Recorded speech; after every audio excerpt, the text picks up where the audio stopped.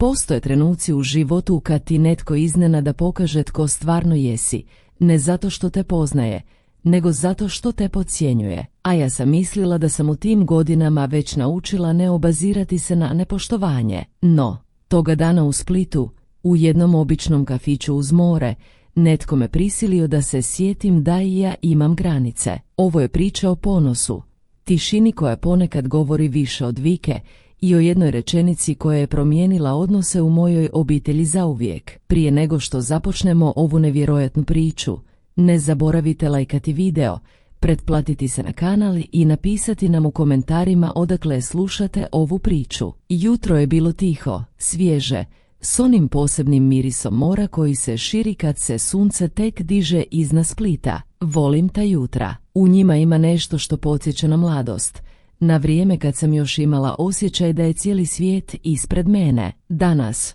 u 68. više ne očekujem iznenađenja, ali toga dana iznenađenje me pronašlo. Moj sin Ivan nazvao me ranije nego inače. Glas mu je bio vedar, gotovo uzbuđen. Mama, možeš danas na kavu? Imam nešto važno reći. Što se dogodilo? I pitala sam, misleći da je riječ o poslu. Zaručio sam se, hoću da upoznaš Lanu. Šutjela sam par sekundi, pokušavajući sakriti iznenađenje. Nisam znala ni da ima djevojku, a kamoli da je planirao ženiti. Nisam htjela ispasti znatiželjna majka, ali osjećaj nelagode nije me napuštao. Krenula sam prema rivi ranije. Obukla sam svoju bešhaljinu, onu jednostavnu, i stavila naušnice koje mi je Ivan poklonio kad je diplomirao. Dok sam hodala kaldrmom, svaki kamen podsjećao me na godine koje su prošle, na sve nedjeljne ručkove, na smijeh koji se izgubio otkako se preselio. Kafić Riva 12 bio je pun turista. Englezi su pričali preglasno. Netko je svirao gitaru u kutu. Konobar me pozdravio s osmijehom.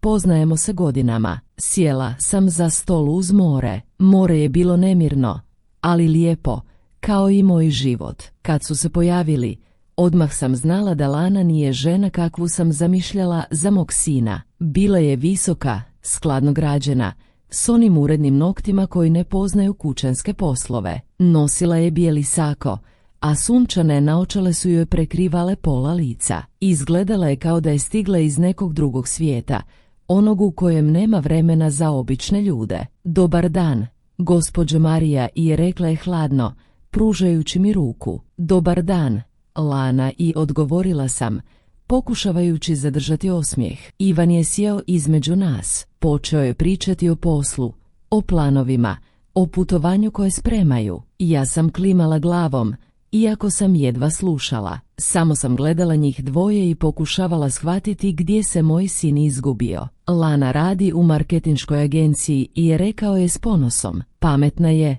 vrijedna, samostalna. Ona se nasmijala, onim samouvjerenim osmijehom žena koje su navikle da ih se gleda odozdo. Pa, trudim se, rekla je, pa pogledala mene. A vi, gospođo, još uvijek živite u onom starom stanu, zar ne? Kimnula sam. Da, tamo sam provela cijeli život. Zanimljivo, i rekla kratko i podigla obrve, kao da ne razumije zašto bi netko htio ostati tamo gdje je oduvijek. U tom trenutku konobar je donio kave. Ivan je otišao do šanka da uzme račun koji je ostavio od ranije, a mi smo ostale same. Pogledala sam prema moru, da izbjegnem nelagodu. I tad je rekla, zašto je tvoj sin uopće doveo tebe ovdje? Tonio je bio tih, ali razek, kao da me ošinuo. Okrenula sam se prema njoj, misleći da sam možda pogrešno čula. Molim, ma šalim se, i rekla je i nasmijala se, ali onim smijehom koji ne skriva zlobu. Mislim, ovo je ipak njihov trenutak. Zaručnički, romantičan. Znaš, u meni je sve utihnulo. Taj smijeh, ta rečenica, podsjetili su me na sve godine kad sam morala gutati riječi, kad nisam imala snage odgovoriti. Ali ovaj put nisam bila ta žena. Znaš, dušo, rekla sam tiho, moj sin me pozvao jer zna da ga volim. I zato što zna tko sam. Ti još ne znaš, ali jednog dana ćeš saznati. Zastala sam, otpila gutlje kave, pa dodala, I možda tada nećeš misliti da starije žene ne pripadaju među vas mlade, jer sve što ti danas imaš, jednom ćeš i ti izgubiti, ljepotu, sigurnost, samouvjerenost, a znaš što će ostati, samo tvoj karakter i to kako si se ponašala prema drugima. Lana nije ništa rekla, samo je spustila pogled. U tom trenutku Ivan se vratio, veselo noseći račun, ne sluteći da se u nekoliko minuta sve promijenilo. Kava je bila hladna, more je i dalje svjetlucalo, ali nebo je nekako potamnilo. Nisam tada znala da će ta rečenica, izgovorena između dva gutljaja kave, pokrenuti lavinu koja će promijeniti ne samo moj odnos s Lanom, nego i s vlastitim sinom. Kad se Ivan vratio za stol, još je imao onaj nesvjesni osmijeh na licu, kao dijete koje misli da svi dijele njegovu sreću. Nije primijetio napetost u zraku, barem ne odmah. Lana je šutjela, glumila da gleda more, a ja sam sjedila uspravna, držeći šalicu s obje ruke kao da me grije iznutra. Evo, sve je riješeno, i rekao je, spuštajući račun na stol. Što ste dvije pričale dok me nije bilo? Pogledale smo se, ja i ona, na tren koji je trajao predugo. Ništa važno, rekla sam mirno. Ništa, ponovila je Lana, ali u glasu joj je bio onaj ton koji samo majka može čuti,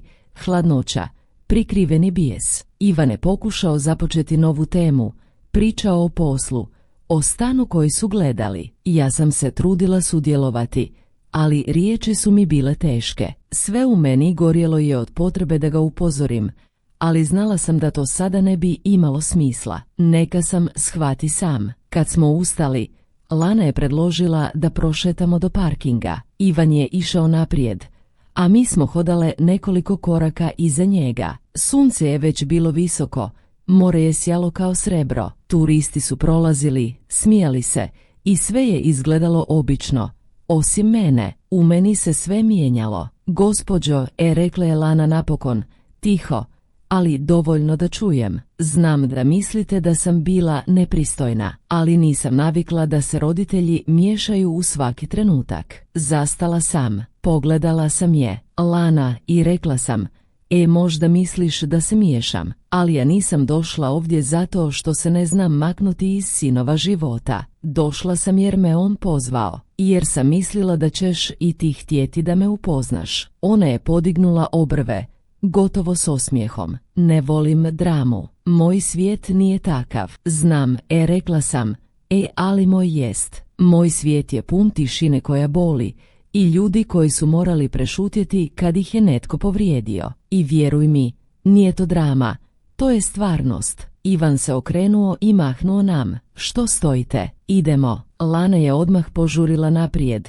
ne rekavši ništa više. Ja sam krenula sporije, gledajući u kamenje pod nogama. Na putu prema autu nisam progovorila ni riječ. U autu je vladao mir, ali ne onaj ugodan. Ivan je vozio, Lana je gledala kroz prozor, a ja sam brojala dahove da zadržim suze. Kad smo stigli pred moj stan, Ivan je isključio motor i rekao, i mama, znaš da mi je stalo do vas oboje. Samo, Lana je malo drugačija, treba joj vremena. Okrenula sam se prema njemu. Ivan, ja sam stara, ali nisam glupa. Ne treba meni vrijeme da vidim kakva je netko. Samo ti pazi da ti ne treba previše vremena da to shvatiš. Vidjela sam kako mu se lice promijenilo. U očima mu se pojavio onaj dječački nemir, onaj koji se pojavi kad se sjeti da sam uvijek bila iskrena, čak i kad ga je to boljelo. Mama, molim te, nemoj sad komplicirati. Nasmiješila sam se,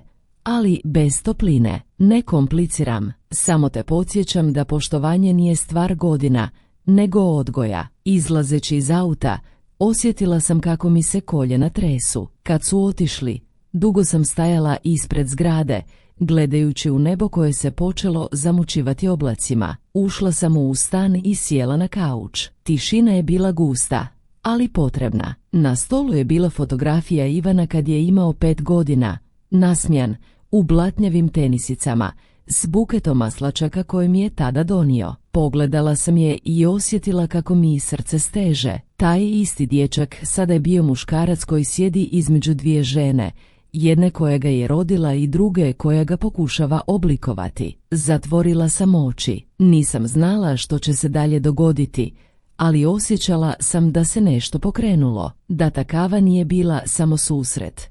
Bila je granica između majke koja popušta i žene koja više ne pristaje na tiho poniženje. I te večeri, dok sam miješala juhu i slušala valove kroz otvoren prozor, znala sam da će Lana opet doći, ali i sljedeći put.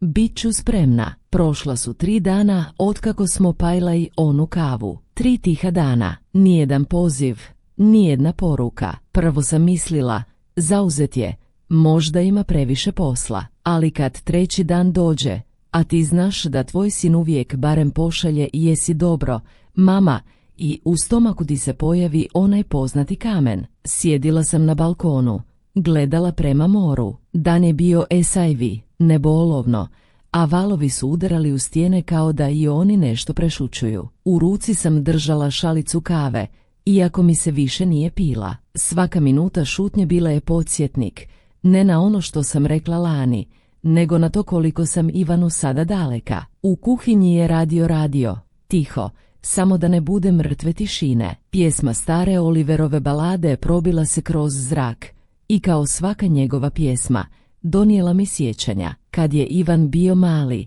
pjevali smo zajedno u autu. Volio je glasno, pogrešno, ali iz srca. Sad je imao 35 i nisam više znala što mu je u srcu. Popodne sam odlučila otići do pijace, bar da ne mislim. Hodala sam kroz Marmontovu, a ulica je bila puna mladih, turista, djece koja su se smijala. Svi su negdje žurili, svi osim mene. Kupila sam pomidore, malo sira i maslina i dok sam stajala u redu kod ribarnice, začula sam 2 glasa iza sebe. Jesi čula? Ona Lana, ona što je s Ivanom, pričaju da će se uskoro seliti u Zagreb. Zastala sam, nisam se okrenula, ali riječi su me pogodile kao da su bile upućene meni. Zagreb, tako daleko, a opet tako poznato, jer tako to ide. Kad ti sin odraste, udalji se ne samo kilometrima, nego i mislima. Kupila sam ribu i vratila se kući. Tišina me opet dočekala na vratima. Kuhinja je mirisala na češnjak i ulje,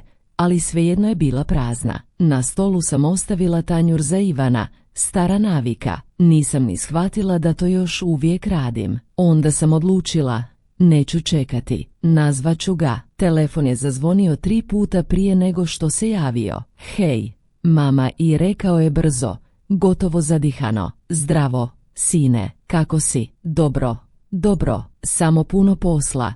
Znaš kako je? Znam, rekla sam, ali 3 dana nisi nazvao. Tišina, znam. Oprosti, Lana i ja smo imali puno razgovora. Nisam morala pitati o čemu. Znala sam, je li ti rekla da sam bila gruba?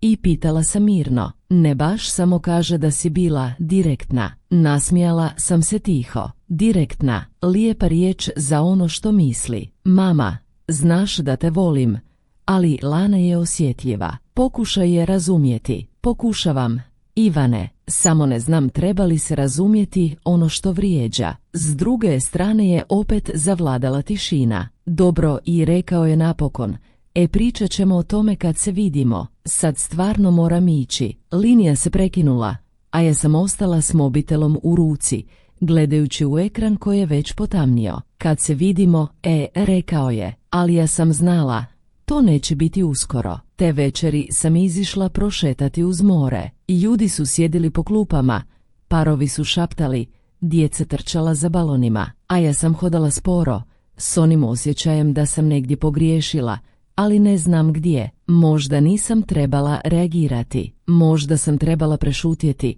onako kako to žene mojih godina često rade, ali svaka kost u meni govorila je da bih time izgubila sebe. Kad sam došla do kraja rive, sjela sam na istu klupu na kojoj sam prije 30 godina sjedila s njegovim ocem. Vjetar je mirisao na sol, a more se pjenilo. Sjetila sam se riječi svoje majke, i tišina između majke i sina najteža je od svih tišina. I te noći, dok sam gasila svjetlo, nisam plakala, nisam htjela, samo sam šaptom rekla, neka prođe još jedan dan. Marija, samo jedan, pa ćeš vidjeti što ti je činiti. Bilo je kasno poslije podne, sunce se spuštalo iza Marijana, a kroz prozor mog stana ulazila je ona zlatna svjetlost koja kratko traje, taman toliko da ti pokaže sve što si zaboravio obrisati. Upravo sam slagala rublje kad je zazvonilo zvono na vratima. Nisam očekivala nikoga. Susjede su obično vikale s balkona.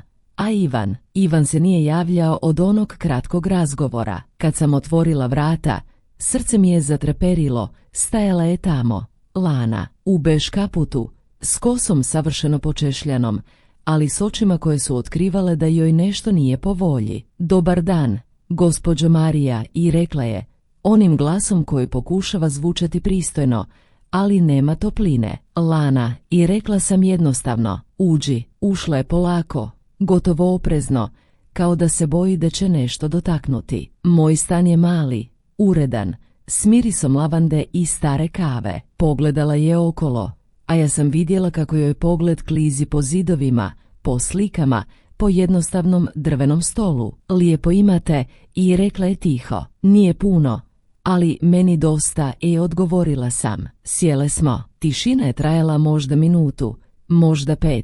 Teško je reći kad ti vrijeme stoji. Onda je iz torbe izvadila mali omot. Ovo je za vas, maslinovo ulje, iz Istre. Moja mama ga šalje svima. Zahvalila sam se, ali nisam dotaknula poklon. Znala sam da nije zbog ljubaznosti. Došla je s razlogom. Pretpostavljam da nisi došla samo zbog ulja, rekla sam mirno. Lana je uzdahnula, pogledala u svoje ruke i napokon rekla, i Ivan nije dobro. Ne spava, ne jede kako treba, stalno misli da ste ljuti na njega. Lana, rekla sam, nisam ljuta na njega, samo mi je teško kad vidim da se udaljio i kad osjetim da netko između nas ne želi most, nego zid. Spustila je pogled, a onda, pomalo neočekivano, rekla, i ja sam možda pretjerala. Taj dan u kafiću. Nisam trebala to reći, nisam odmah odgovorila, nisam htjela da moja šutnja bude kazna,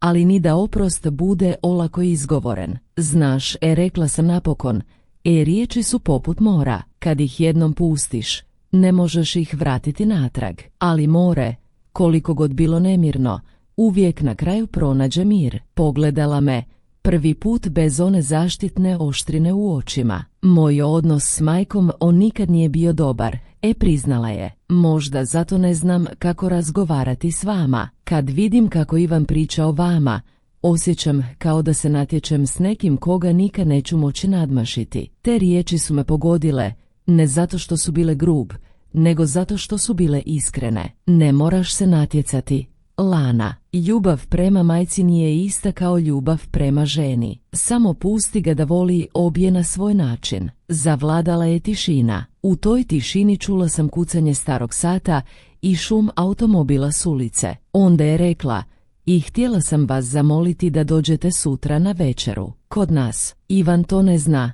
Želim ga iznenaditi. Iznenadila me. Nisam to očekivala. Večeru. I ponovila sam, gotovo s osmijehom. Da, želim da sve počnemo ispočetka. Možda nisam znala biti topla, ali mogu pokušati. Nisam znala što reći. Moje srce, koje je danima bilo tvrdo kao kamen, odjednom se malo omekšalo. Dobro, Lana, i rekla sam, doći ću. Kad je otišla, dugo sam stajala kraj vrata, držala sam u ruci bocu maslinovog ulja i gledala kako sunce nestaje iza zgrada. U sobi je ostao miris njenog parfema, blag ali postojan. Tog trenutka shvatila sam nešto.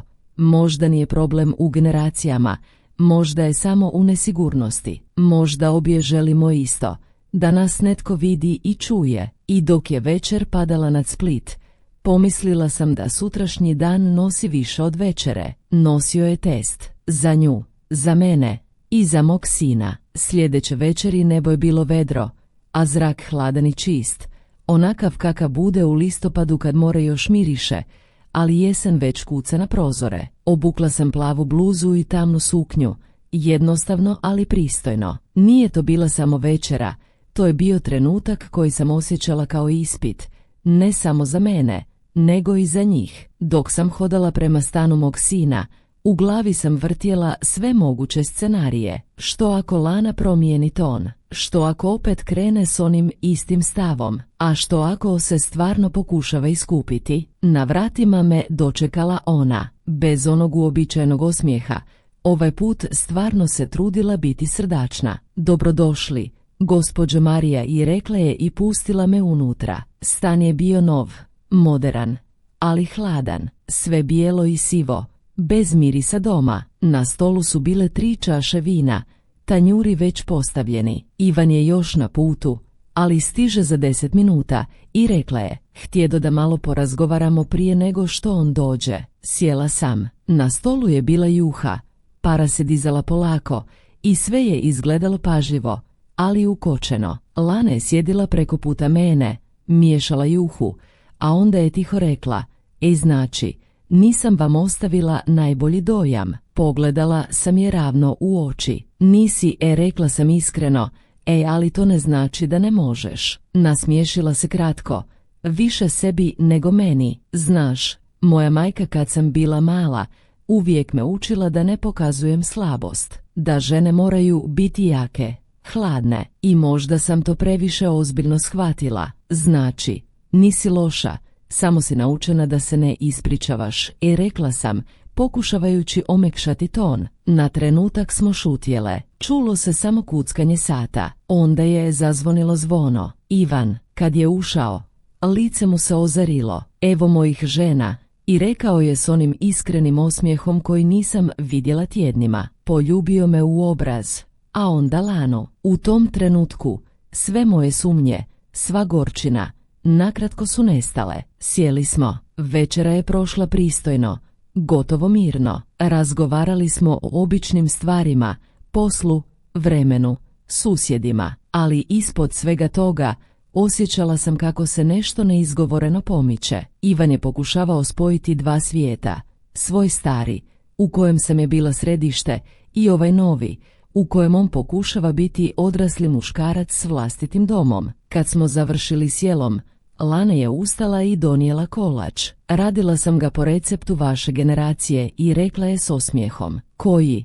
I pitala sam, a ona je odgovorila, i štrudla od jabuka. Nasmijala sam se prvi put iskreno. Ako si stavila dovoljno cimeta, već smo prijateljice. Ivan se nasmijao glasno, a ja sam u tom trenutku pomislila da možda ima nade. Ali tada, dok smo pile vino, Lana je odložila čašu i tiho rekla, i moram vam nešto reći, i neću da to čujete od drugih. Ivan se ukočio. Što je sad? Ona je pogledala u mene. Ivan i ja planiramo preseliti u Zagreb. Dobila sam ponudu za posao, veliku ponudu, i odlučili smo prihvatiti. Taj trenutak, onaj kratak odar prije nego što riječi stignu do srca, bio je najteži. U Zagreb, i ponovila sam, tako brzo. Ivan je slegnuo ramenima. Mama, znaš da to za Lanu znači napredak, a i meni se otvaraju neke prilike. Pokušala sam zadržati miran ton. Naravno, djeca rastu, moraju otići, ali unutra sve se stezalo. Toliko toga sam htjela reći,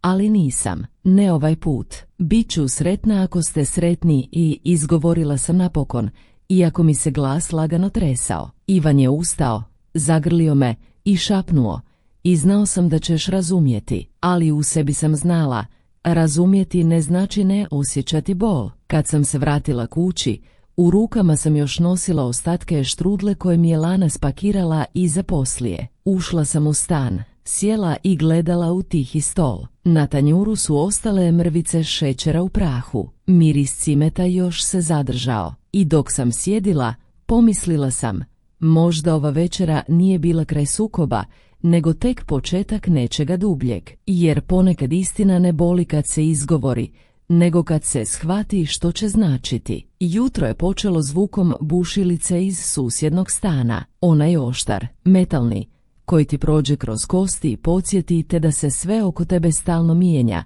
htjela ti to ili ne. Kuhala sam kavu, sporije nego inače, kao da ću time usporiti i dan. Na radiju su rekli da će puhati bura, i ali slaba, i dodao je spiker, kao da me želi utješiti. Bura nikad nije slaba kad ti je u srcu propuh. Nazvao je Ivan oko 10. Mama, možemo navratiti za sat vremena. Glas mu je bio ljubazan, ali pažljivo odmjeren. Onaj glas kojim ljudi najavljuju vijesti koje nisu ni sretne ni nesretne, nego jednostavno konačne. Rekla sam da dođu, obrisala sam stol, presložila salvete, izvadila zdjelu maslina. Sitnice su mi uvijek davale osjećaj da ipak imam kontrolu nad nečim. Kad su stigli, nebo je već dobilo onu jesenju boju čelika. Lana je nosila tanki kaput i držala mapu s papirima. Imamo par ugovora za potpis, promrmljala je, kao usput. Ali mapu nije ispuštala iz ruke. Ivan je poljubio zrak pored mog obraza. Nezgodan, nedovršen poljubac. I sjeo. Nisam ih tjerala da kažu. Pričekala sam da se sami odluče. Stare žene znaju. Nekad je tišina najbolji mamac za istinu. Dobila sam službenu ponudu i rekla je Lana prva. Agencija u Zagrebu. Početak za 2 tjedna. Pogledala je u Ivana, a on je dodao: i ću moći raditi na daljinu, ali dugoročno i meni bi bilo bolje gore. Gledala sam njihove ruke, kako se dotiču rubova šalice, pa stolu daju ritam, kao da će udarcima napipati sigurnost. Naravno, i rekla sam, grad je mladima uvijek širi. Čula sam sebe kako govorim razumno, skoro učeno, i začudila se vlastitom miru. Možda je to bio štit. Kad selite, za 10 dana, rekao je Ivan, moramo uhvatiti stan koji smo rezervirali. 10 dana, ni tjedan, ni mjesec, nego točno toliko da se spakiraš bez zastekivanja i da ne stigneš reći sve što treba. Osjetila sam kako mi se prsti stežu oko rubova stolnjaka. Popustila sam prije nego što se naborao. Biće vam lakše, nastavila sam. Tramvaji, posao, ritam, a meni će ostati more. Nasmiješila sam se, ali nije bilo topline u tom osmijehu. Bio je to osmijeh koji se nosi kao odjeća za kišu. Lana je prodisala dublje, kao da je položila ispit. Htjela sam još reći, žao mi je zbog onog prvog dana. Stvarno, klimnula sam. Čula sam, nisam rekla i opraštam, jer oprost ne izgovaraš kao formulu. Oprost se počne događati tek kad rastaviš dan na poslove i tišine i vidiš da te nitko ne progoni. Ivan je spomenuo logistiku. Imamo kombi. Nosit ćemo samo osnovno. Ostalo ćemo riješiti kasnije. U glavi sam već raspoređivala. Lonci, posteljina, kuhalo za vodu, onaj mali alat koji je njegov otac kupio na pazaru. Trudila sam se zvučati praktično. Imam kutije u podrumu. Donijet ću. To je donijet ću je, reklo je sve što nisam. Biću uz vas dok odlazite, jer to je jedini način da ostanem uz vas i poslije. Poslije podne smo se spustili do podruma. Zidovi su mirisali na vlagu i deterđent, a po stepenicama je trčao susjedov dječak s loptom. Teta Marija, mogu ovdje? Možeš. Samo pazi na počinu, rekoh i shvatih da govorim isto što sam nekad govorila i Ivanu. Krugovi se zatvaraju i otvaraju bez pitanja. Kad smo iznijeli kutije, Lana je odjednom rekla, i vaš stan ima mir. Zastala sam s kutijom u rukama. Mir ili tišinu? Mir, ponovila je, tvrđe, kao da uvjerava i sebe i mene. Spustila sam kutiju i otvorila prozor. Bura je samo dotaknula zavjesu, taman toliko da tkanina zadrhti. Mir je ono što moraš napraviti sama, i rekla sam, tišina dođe bez tebe. Popili smo još jednu kavu, kratku, i oni su krenuli. Vidimo se sutra. Doći ću pomoći s popisom, i rekao je Ivan. Dođi, odgovorila sam. Kad su zatvorili vrata, prislonila sam dlan na drvo, kao da mogu osjetiti njihovu toplinu preko lakiranog premaza. U kuhinji je ostala čaša s tragom Laninog ruža. Nisam je oprala. Pustila sam da se crveni krug osuši, kao pečat jednog kratkog razdoblja u kojem smo pokušale biti bolje nego što jesmo. Uvečer sam prošetala do Bačvica. Pijesak tvrd, more nabreklo, valovi kratki i brzi. Na jednoj klupi sjedili su stariji bračni par. Držali su se za ruke i dijelili krafnu. I mi ćemo jednom ići, rekla je žena. Di, gor. Di su dica? Muškarac se nasmijao, pa odmahnuo glavom, kao da odbija starost, a ne ideju putovanja. Otišla sam dalje, da ne prisluškujem tuđe sutra. Kod kuće sam otvorila ladicu s dokumentima. Izvadila sam Ivanov stari razredni uspjeh, onu kartonsku knjižicu s pečatom škole. Prešla prstom preko ocjena, 5 iz tjelesnog i likovnog, 4 iz matematike, 3 iz kemije. Sjetila sam se razgovora kada je rekao da neće biti liječnik, kako je želio njegov otac, nego nešto i s kompjuterima. Bilo mi je žao onda. Priznajem, danas mi je žao što sam mu to rekla naglas. Možda je i ova priča slanom samo nova verzija iste lekcije. Pusti ga da bude on sam, pa makar i daleko. Telefon je zazvonio kasno. Poruka: i mama, hvala za danas. Vidimo se sutra. Volim te. Sjedala sam za stol, polako, kao da se bojim poremetiti rečenice na ekranu. Onda sam odgovorila: i ja tebe, sine. Donijet ću kutije i termosicu. Biće dugi dan. Dodala sam još: neka bura stane do jutra. Napisala sam pa obrisala: neka neke želje ostanu između mene i prozora. Prije spavanja otvorila sam balkon. U daljini su brodovi svjetlili kao sitne točke na mapi želja. Udahnula sam slani zrak i tiho rekla: i otići ćete, ali ja ću vas čekati. Ne kao sidro, nego kao svjetionik. Zatvorila sam vrata, ugasila svjetlo i prvi put nakon dugo vremena zaspala bez radija. Ne zato što je bura utihnula, nego zato što sam u sebi pronašla dovoljno snage da izdržim njezin zvuk.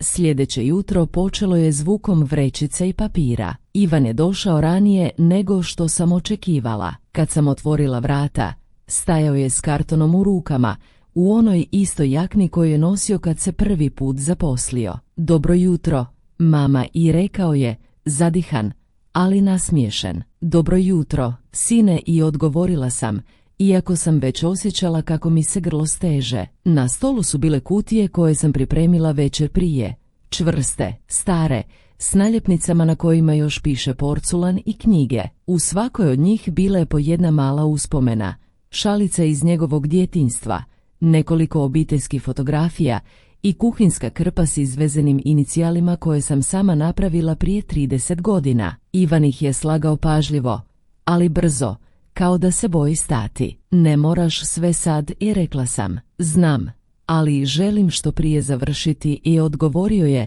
bez da me pogleda. Lana je stigla kasnije. Ušla je s popisom u ruci, sve precizno, organizirano. Ovo su stvari koje idu s nama, i rekla je, kao da vodi projekt, ne život. Čitala je naglas: i posteljina, posuđe, par slika, pribor za kuhanje. Ve kad je stigla do i fotografija, i podigla sam ruku. Fotografije ostaju, i rekla sam, one su dio kuće, ne tereta. Zastala je, pa kimnula. U redu, rekla je tiho, i prvi put nije imala odgovor. U kuhinji sam kuhala kavu. Zvuk kuhala, onaj sitni šum, bio mi je jedini ritam koji sam mogla pratiti. Kad sam stavila 3 šalice na stol, pogledala sam ih oboje. Znate, i počela sam, i selidba nije samo kutije i namještaj. To je i sve ono što ostaje iza vas. Tišina, navike, ljudi koji više neće kucati na vaša vrata. Ivan je spustio pogled. Mama, ne želim da misliš da te napuštamo. Naravno da ne, i rekla sam, smiješeći se, samo se selite. To nije isto, ali znala sam, u meni to jest isto, jer majka nikad ne doživljava odlazak kao prostor između gradova, nego kao prostor između pogleda. Lana je ustala, počela slagati posuđe. Svaka čaša koju je zamotala u novine zvučala je kao mali udarac. Klin, klin.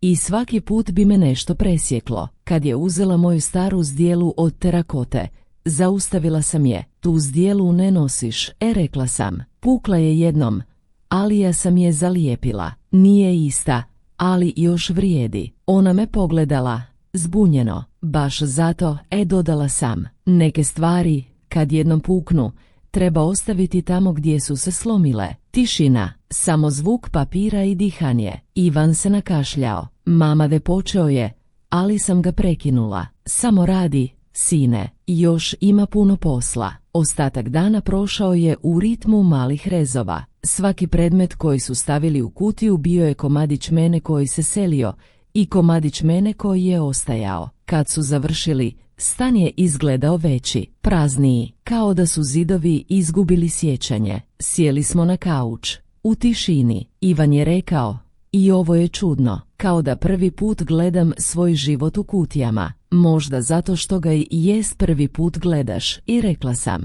"Dosad si ga samo živio." Lana je pogledala na sat. "Moramo krenuti. Kombi dolazi ranije." Ustali su, obuli cipele. Kad su došli do vrata, prišla sam im. "Pričekajte," je rekla sam i otišla do police. Uzela sam malu fotografiju Ivana kad je imao 5 godina, s onim njegovim smijehom punim svjetlosti. "Stavi ovo u torbu," rekla sam. "Ne da se sjećaš mene, nego da se sjećaš kakav si bio kad si znao voljeti bez objašnjenja." On me zagrlio, dugo, onako kako to djeca čine kad zaborave da su odrasla. "Mama, ne plači." "Ne plačem," rekla sam, "samo mi oči pamte." Kad su otišli, stan je ostao tih, ali ne prazan. Miris kave još je bio u zraku, a na stolu je ostala jedna šalica, napola puna, s otiskom ruža. Pogledala sam prema vratima i pomislila: kad se jednom rastaješ od djeteta, naučiš, ljubav ne putuje s njima u kutijama, ostaje tamo gdje si je naučila davati. Prva 3 dana nakon što su otišli bila su tiha. Tišina drugačija od one na koju sam navikla. Nije to bila ona jutarnja tišina kad čekaš da voda zakuha, ni večernja kad čuješ kako more diše kroz prozor. Ovo je bila tišina koja se ne pomiče, kao prašina, sjedne, i ako je ne takneš, postane dio svega. Telefon nije zvonio. Po navici sam ga držala na stolu, ekran prema gore, da vidim svako treperenje svjetla. Ujutro bih skupljala rublje, navečer slagala stolnjak, sve točno onako kako sam radila kad je Ivan bio ovdje. Samo sada su pokreti bili bez razloga. Kad nešto ponavljaš, a više nema kome služiti, shvatiš koliko tanka postaje crta između navike i samoće. 4. dana napokon je stigla poruka: "Stigli smo, sve je u redu, stan je manji nego na slikama, ali i bit će dobar. Ljubim te." Čitala sam je nekoliko puta. Riječi su bile ispravne, ali među redovima sam čitala umor, prilagodbu, možda i grižnju savjesti. Odgovorila sam kratko: "Dobro, pazite jedno na drugo," i onda sam mobitel okrenula licem prema dolje, kao da time mogu spriječiti vlastite misli da se vraćaju na njega. Tih dana Split je bio tihi i sunčan, ali meni je svaki korak odzvanjao. Na pijaci su me prodavačice pitale za Ivana. Je li još u gradu? I otišao je u Zagreb. Daha, pa vratit će se. I to, vratit će se, izvučalo je kao blaga laž, ona koju ljudi kažu kad ne znaju što drugo. Samo sam kimnula. Valjda. Navečer bih sjedila na balkonu i slušala galebove. Imala sam osjećaj da svaka večer postaje ista, kao da se vrijeme počelo vrtjeti u krug. Počela sam pisati male bilješke u bilježnicu. Ništa posebno, samo misli. Što sam jela, što sam vidjela, što me nasmijalo. Možda zato što, kad nešto napišeš, ostane. A ja sam se bojala da će dani početi nestajati bez traga. Jednog poslijepodneva zazvonio je telefon. Na ekranu je pisalo: "Lana." Zastala sam. Nisam očekivala nju. "Halo, dobar dan, gospođo Marija. Nadam se da ne smetam." Ne smetaš," rekla sam, ali to mi je bio oprezan. "Htjedo vam samo javiti da smo se smjestili. Ivan radi puno, ali sve ide dobro. Ja sam počela u agenciji. Prva 7 je kaotična, ali lijepa, i drago mi je." Lana i zastala je. "Slušajte, htjela sam vam se još jednom zahvaliti za onaj savjet, da pustim more da pronađe mir." Nasmijala sam se tiho. "Znači, pamtiš. I pamti se ono što boli," rekla je, i glas joj se na trenutak slomio. "I ono što vrijedi," dodala sam. Nakon poziva sjedila sam još dugo s mobitelom u ruci. Osjetila sam, po prvi put, da između mene i Lane više ne stoji zid, možda samo prozor koji se polako otvara. Nekoliko dana kasnije stigla je nova poruka od Ivana: "Mama, sutra imamo video poziv. Lana te želi vidjeti. I ja i idućeg dana, u 6 popodne, ekran je zasvijetlio. Vidjela sam njih dvoje u stanu, iza njih bijeli zid, police još prazne. Evo nas, i rekao je, lijepo vam je, i rekla sam, još nismo sve složili, ali vi ima svjetla i mirisa kave, znaš, kao kod tebe. Osjetila sam kako mi se oči pune, ali sam se nasmijala. Onda ste na dobrom putu, i Lana je dodala, kupili smo maslinu u Saksiji. Ivan kaže da će je nazvati Marija, nasmijala sam se, glasno, ako preživi prvu zimu. To je već ljubav. Kad je poziv završio, ekran se ugasio, a soba je opet bila tiha. Ali to više nije bila ona teška tišina. Bila je to tišina koja ostavlja prostor za disanje. I tad sam shvatila, Split nije manje zato što su oni otišli. Samo je postao širi, jer u njemu sada stane i Zagreb. U bilježnicu sam toga dana zapisala, kad dijete ode, dom ne ostaje prazan, samo nauči disati drugačije, i kad ga čuješ kroz telefon, to je dovoljno da znaš da još uvijek postojiš u njegovom glasu. Zatvorila sam bilježnicu, otvorila prozor i pustila da miris mora uđe unutra. I po prvi put, nakon dugo vremena, nisam osjetila kraj, nego nastavak. Zima je u Splitu stigla tiho, kao gost koji ne želi smetati, ali se zadrži dulje nego što si mislio. Jutra su postala hladnija, a bura je šuštala kroz škure tako da me budila prije sunca. Već sam se bila navikla na novi ritam, Ivanove poruke svaka 3 dana, Lanin poziv jednom tjedno i moja tišina između. A onda, jedno jutro, dok sam zalijevala cvijeće na balkonu, telefon je zazvonio. Mama, i čuo se Ivanov glas, topao ali pomalo nervozan. Tu sam, sine, što se dogodilo? I ništa loše, nasmijao se kratko, samo htjeli bismo da dođeš u Zagreb. Idu u Zagreb, i ponovila sam, gotovo s nevjericom. Da, Lana i ja imamo godišnjicu, htjeli bismo da budeš s nama, bilo bi lijepo da vidiš stan, da vidiš kako živimo. Riječi su mi se slegle u srcu poput toplog kamenčića. Nisam to očekivala, nisam se ni nadala. Dobro, rekla sam, doći ću. Sljedećih nekoliko dana prošla sam kroz mali ritual pripreme, kao da idem na daleki put. Izvadila sam svoj stari kofer, onaj što još miriše na lavandu. Spakirala sam pleteni džemper, stari šal i knjigu koju nikad nisam pročitala do kraja. I, naravno, teglicu maslina i malo domaćeg ulja, jer majka nikad ne ide praznih ruku. Put autobusom trajao je dugo, ali meni se činilo kao da gledam film. Cesta koja vijuga kroz brda, sivilo koje se polako pretvara u gradske blokove, ljudi koji žure kroz stanice. Kad je vozač najavio dolazak, osjetila sam kako mi se dlanovi znoje. Na kolodvoru su me dočekali. Ivan me zagrlio prvi, onaj isti, čvrsti zagrljaj koji sam čekala mjesecima. Lana je stajala kraj njega, u dugom kaputu, s osmijehom koji više nije bio ukočen. Dobrodošli, gospođo Marija, i rekla je iskreno. Hvala, dušo, odgovorila sam, i prvi put sam je tako oslovila bez težine. Stan je bio topao, mali, ali pun svjetla. Na polici sam odmah primijetila ono što me najviše iznenadilo, moju staru zdjelu od terakote, puknuta, zalijepljena. Nisam mogla je baciti, rekla je Lana kad je vidjela moj pogled. Sjećate se, rekli ste da vrijedi i kad nije ista. Nisam mogla ništa reći, samo sam dotaknula zdjelu, kao da potvrđujem da je stvarna. Te večeri smo večerali zajedno. Ivan je kuhao njegovu verziju pašte s morskim plodovima. Nije bila savršena, ali bila je njegova. Lana je postavila stol, pažljivo, s detaljima koji su mi rekli više od riječi. Na stolu su bili maslinovo ulje, svijeća i mala saksija s maslinom. Ona i Marija, i o kojoj su mi pričali. Razgovor je tekao lako. Pričali smo o poslu, o gradu, o sitnicama. Zagreb nije kao Split, rekao je Ivan, ali ima svojih čari.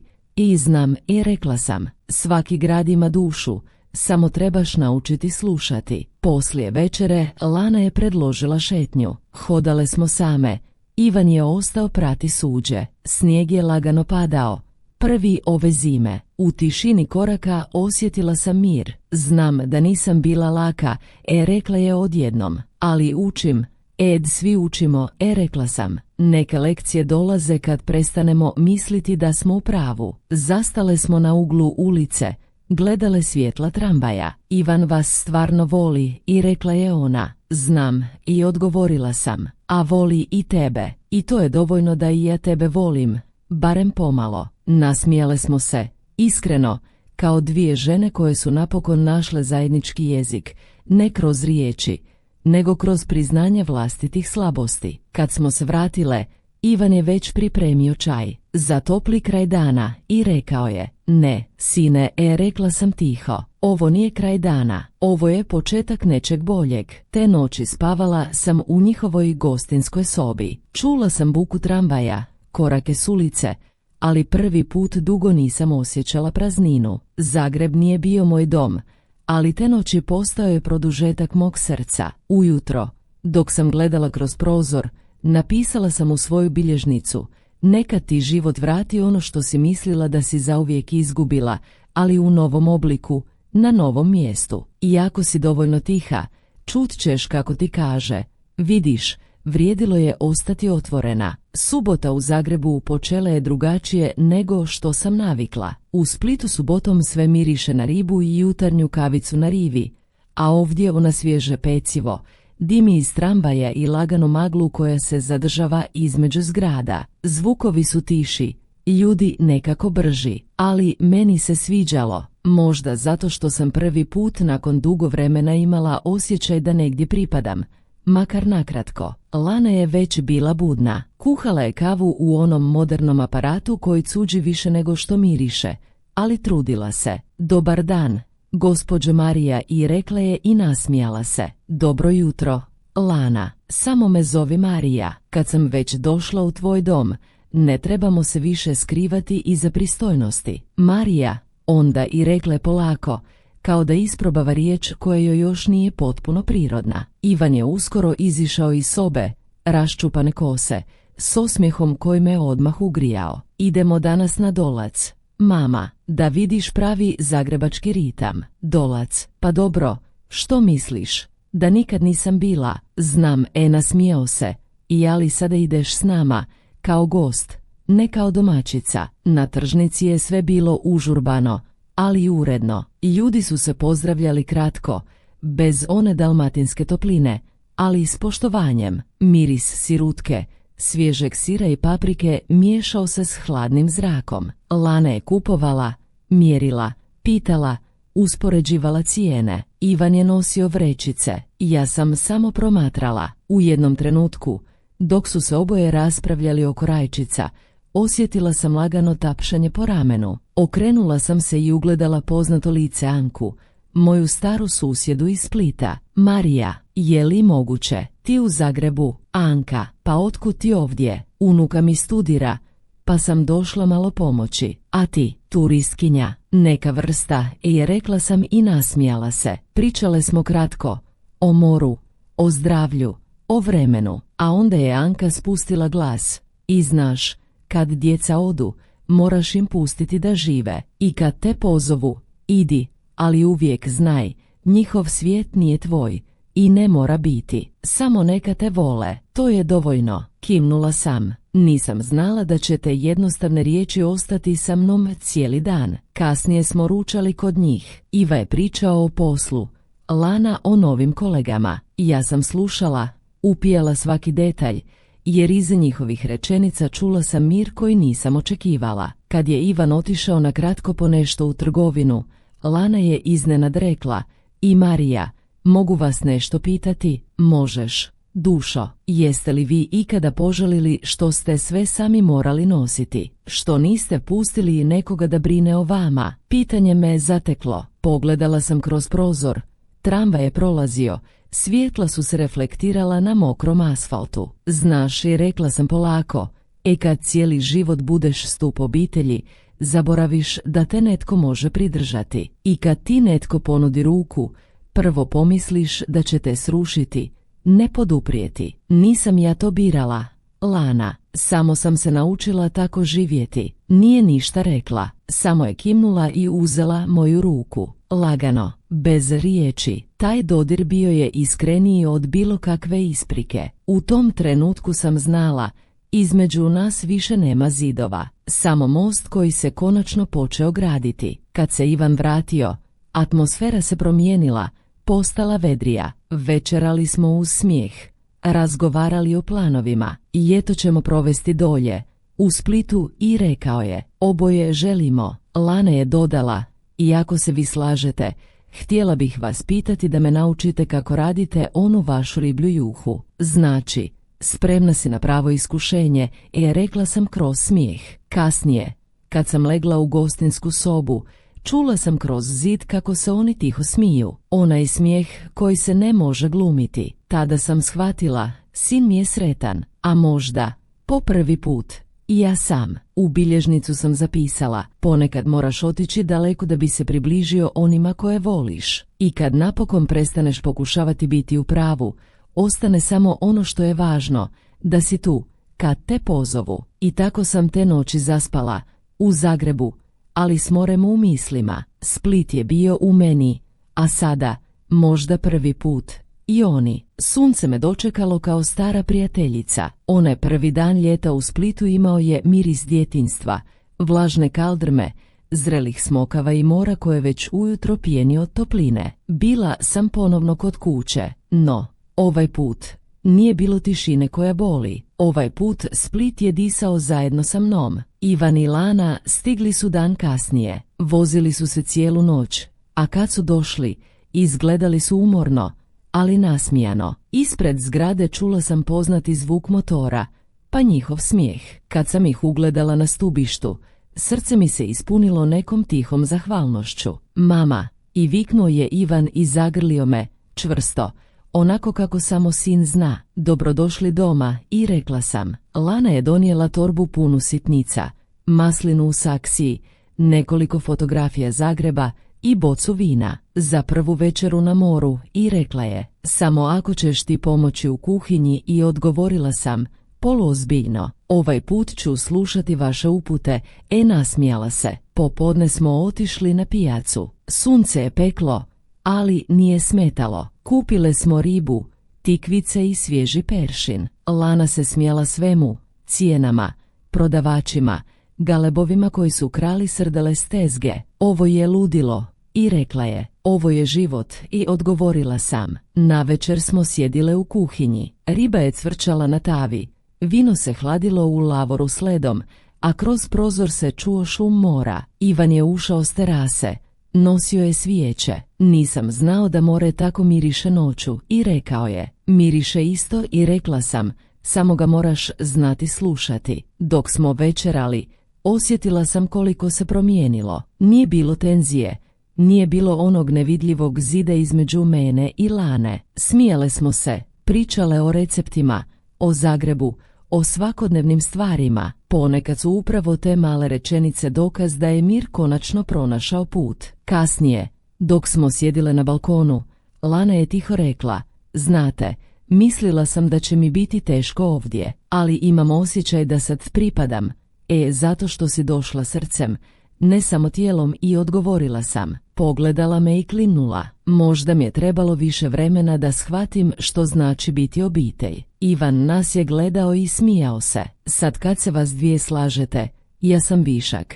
I ne brini, rekla sam, uvijek ćemo te trebati. Ti si most između dvije tvrdoglave žene. Te večeri, kad su otišli spavati, sjela sam sama na terasu. Zvijezde su bile jake, nebo jasno. Čula sam lagano udaranje valova o stijene, i tada sam shvatila, mir nije trenutak bez buke, nego kad prestaneš čekati izvinjenja i jednostavno prihvatiš da svatko voli na svoj način. Iz kuće se čuo šum njihovog razgovora, tih, nježan. Nisam razaznala riječi, ali ton je bio poznat, ton bliskosti, i to mi je bilo dovoljno. U bilježnicu sam zapisala, ponekad se ljubav vrati ne kroz velike geste, nego kroz male zvukove, zveckanje tanjura, smijeh iz druge sobe, miris vina i ribe. To su trenuci koji kažu, nisi sama, još si potrebna. Zatvorila sam bilježnicu, pogledala prema moru i šapnula: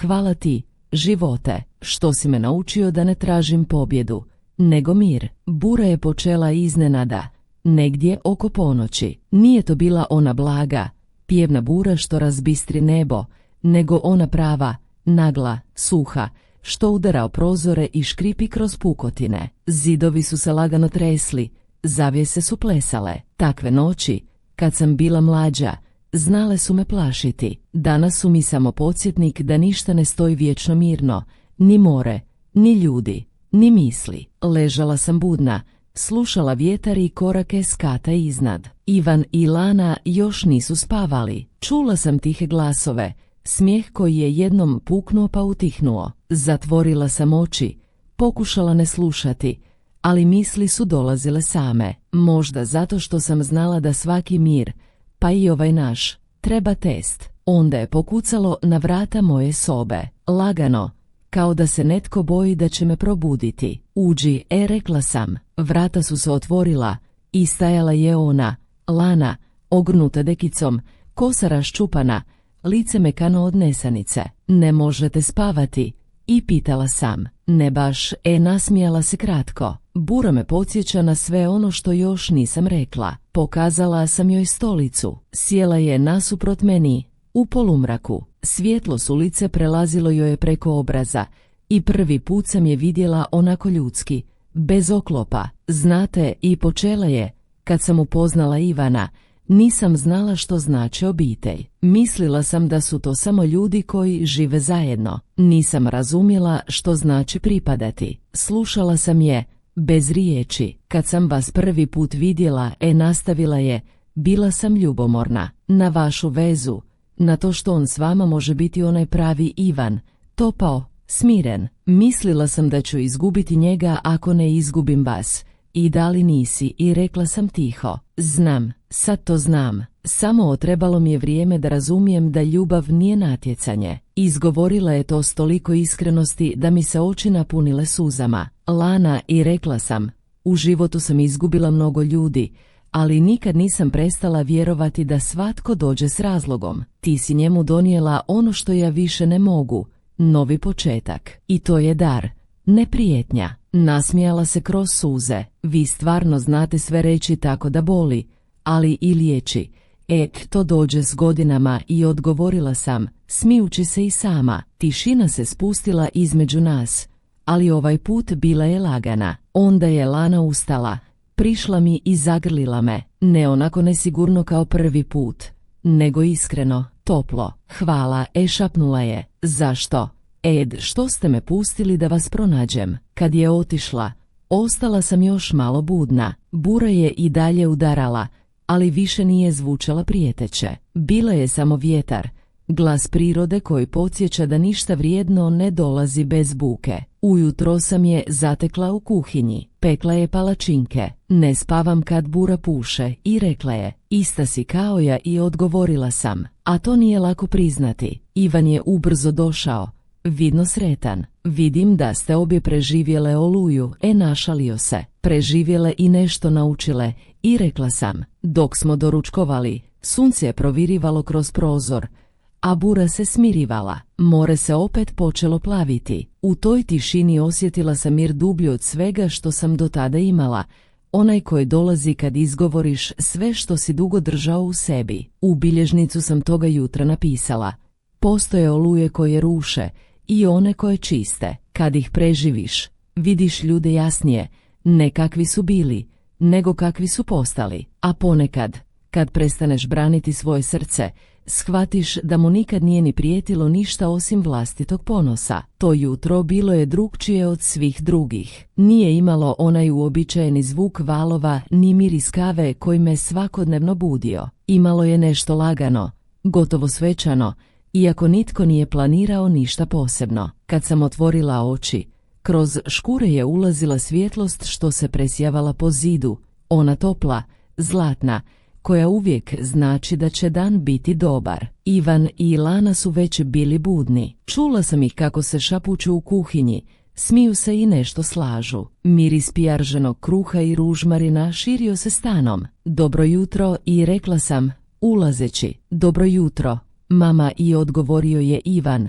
a Lana dodala, dobro jutro, Marija, i primijetila sam da je izostavila ono gospođo, sitnica, ali srce mi se raširilo od te topline. Danas ne kuhaš ti, rekla je Lana odlučno. Danas si gost.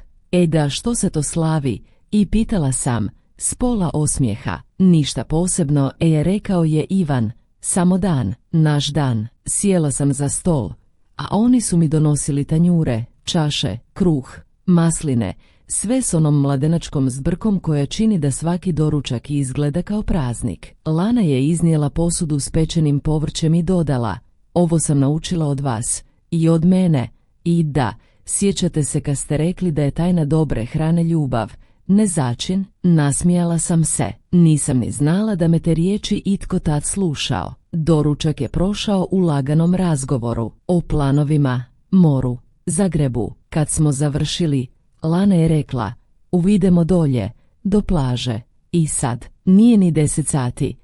Baš zato, i rekla je, more je tada najtiše. Krenuli smo niz uske ulice, one stare splitske koje mirišu na sol i deterđent. Sunce je već grijalo, ali ne previše. Na plaži nije bilo mnogo ljudi, samo par starih muškaraca koji su igrali na karte u hladu. Sjele smo na kamen, skinule cipele i pustile da na more dodiruje stopala. Ivan je stajao malo dalje, bacao kamenčiće i smijao se kad bi pogodio val. Znate, rekla je Lana, nikad nisam mislila da ću se osjećati ovdje kao doma, ali sad mislim da bih mogla.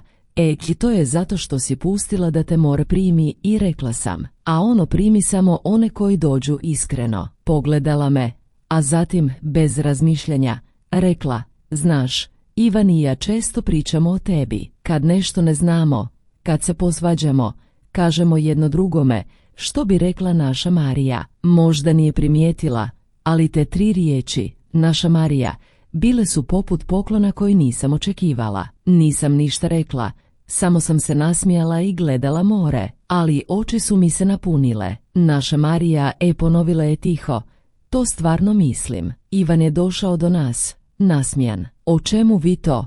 I do moru, rekla sam, i o tome kako ga neke ljubavi nauče slušati, a neke tek pokušavaju. Ga, koja je vaša?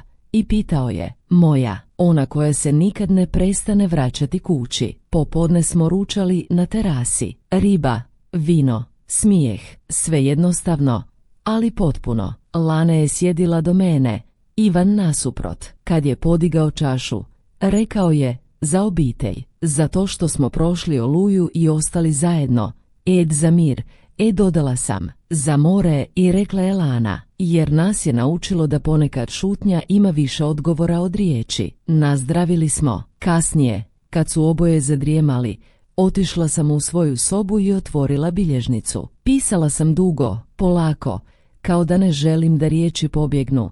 Nikad nisam mislila da će me netko zvati naša. Cijeli život sam bila nečija majka, nečija supruga, nečija kći, a sad sam postala nešto novo, njihov zajednički mir. Ljubav se ne mjeri time koliko nas trebaju, nego koliko nas u sebi nose kad nas ne vide. Kad sam završila, zatvorila sam bilježnicu i izaskala na balkon. Sunce se spuštalo iza Marijana, nebo je bilo narančasto, a more mirno. U daljini se čuo smijeh i shvatila sam, to nije kraj, to je život, one pravi, koji nastane tek kad prestaneš tražiti izvinjenja i samo budeš tu. Jutro je došlo mirno, bez buke, bez vjetra. More se jedva pomicalo, kao da i ono želi ostati tiho, da ništa ne pokvari. Na stolu me čekala šalica kave i omotnica, mala, bijela, bez adrese, a Ivanova pismo. Nije me iznenadilo što ga je ostavio. Ivan nikada nije znao izgovoriti sve što osjeća, ali je oduvijek znao pisati kad mu riječi zapnu u grlu. Drhtavim prstima otvorila sam omotnicu. Unutra je bio uredan rukopis, njegov, pomalo nagnut udesno. Zvijezdica, zvijezdica i mama. Ako ovo čitaš, znači da smo krenuli natrag za Zagreb. Htio sam ti reći hvala, ali ne onako usput. nego pravo.